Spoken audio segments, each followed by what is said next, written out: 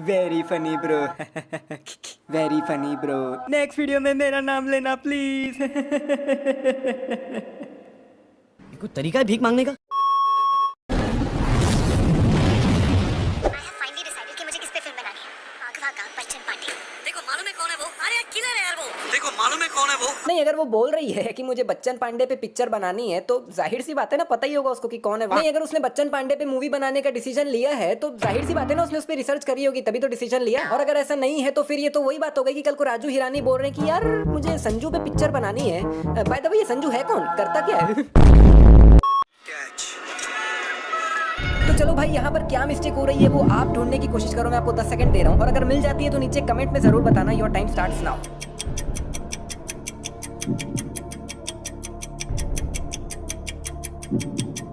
तो चलो भाई, जिन्हें मिस्टेक मिल गई उन्हें बहुत बहुत बधाई और जिन्हें नहीं मिली है उन्हें मैं बता देता हूँ। यहाँ पर बच्चन पांडे ने एक सर्कुलर डिजाइन वाली अंगूठी मिडिल फिंगर में पहन रखी है और एक रेक्टेंगुलर डिजाइन वाली अंगूठी ऊपर वाले फिंगर में पहन रखी है, ठीक है। लेकिन भैया बिल्कुल अगले ही सेकंड वो जो रेक्टेंगुलर अंगूठी है वो मिडिल फिंगर में आ जाती है और जो सर्कुलर अंगूठी है वो ऊपर वाले फिंगर में आ जाती है। बाप रे।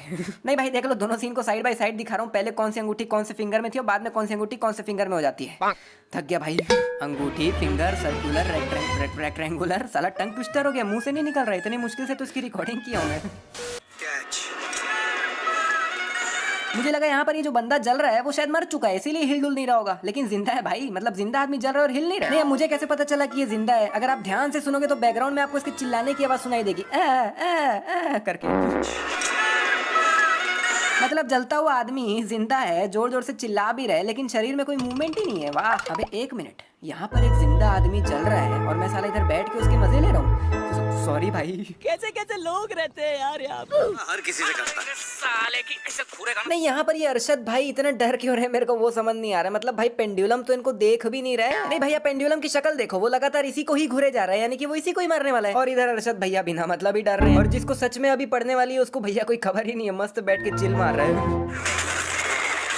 इस बंदे का सिर कितना मजबूत है भाई, दांत देता हूँ इसके सिर को मैं। मतलब इतना तेज सर दीवार पे मारने पे इसका सर नहीं फूटा तो नहीं फूटा, वो तो एक बात है ही। लेकिन भाई सर दीवार पे मारने पे दीवार पे इतने बड़े बड़े गड्ढे हो गए हैं भाई। मतलब छोटा मोटा क्रैक भी नहीं है दीवार पे, दीवार ऑलमोस्ट टूटने की कगार पे आ गया है। नहीं, कोई अलग एक्सरसाइज वगैरह करता है क्या सिर का जो सिर नहीं फूटा और दीवार टूट गया? अगर करता है तो बता दे भाई। यहाँ पर बच्चन पांडे ने इसे नाक पे मारा था और इसका जबड़ा ही टूट गया। वाह। नहीं भाई, नाक टूटनी चाहिए थी, जबड़ा कहाँ से टूट गया? यहाँ पर स्क्रीन पे एक वायर लगा हुआ है जो कि अगले ही पल दूसरे एंगल से देखने पे गायब हो गया और अगले ही पल वापस भी आ गया।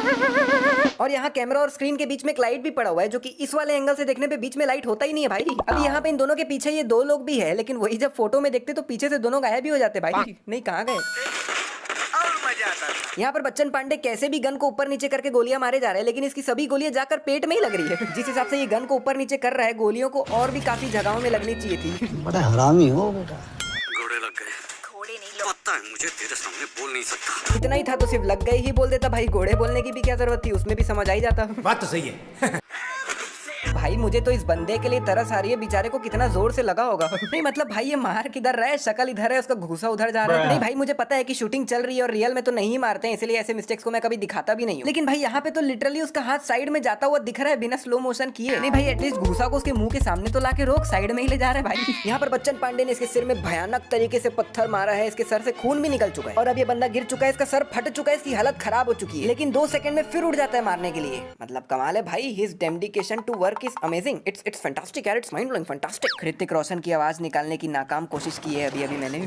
लेकिन बेचारे की किस्मत इतनी खराब है कि जैसे ही ये उठता है, उठते ही साथ ही से गोली पड़ जाती है। नहीं, क्यों ही उठाओगा भाई, लगी थी ना सर में तेरे को, तो चुपचाप पड़े रहता ना। बच्चन पांडे कार के अंदर से सभी पे गोलियां चला रहा है, वो तो ठीक है, लेकिन गोलियां चलाने पे ये लाइट क्यों निकल रही है भाई? अभी ये बंदा गोली खा के इसके पैरों पे गिरा था, लेकिन ऊपर के एंगल से देखने पे ये इससे काफी अलग हो जाता है।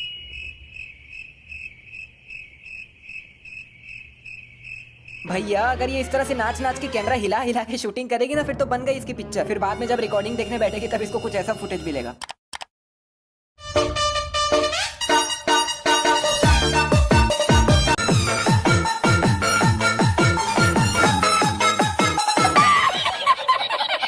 इतनी कमाल की शूटिंग करने के लिए +10 फॉर कृति सेनन बनता ही है भाई।